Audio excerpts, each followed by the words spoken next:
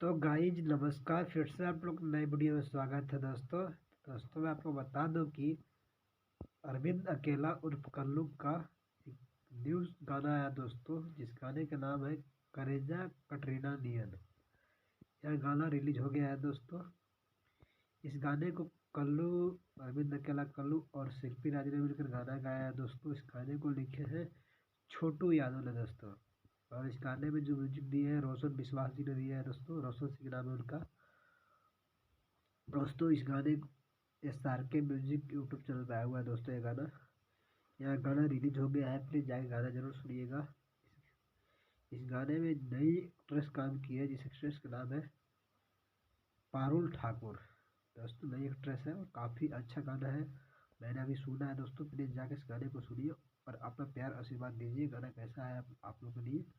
गाना बिल्कुल अच्छा है दोस्तों, बहुत अच्छा गाना रिलीज किया गया, बहुत बेहतरीन गाना शूटिंग किया गया दोस्तों। तो प्लीज़ जाइए इस गाने को सुनिए। और गाने में काफ़ी अच्छे लिरिक्स लिए गए हैं, कोई इसमें अश्लीलता नहीं है। गाना अश्लीलता से काफ़ी हट के गाना है दोस्तों। तो प्लीज़ जाइए इस गाने को सुनिए और ढेर सारा प्यार आशीर्वाद दीजिए अपने उर्फ कल्लू जी को और अरविंद कलाल कल्लू जी को, और बताइए गाना कैसा लगा आप लोगों को।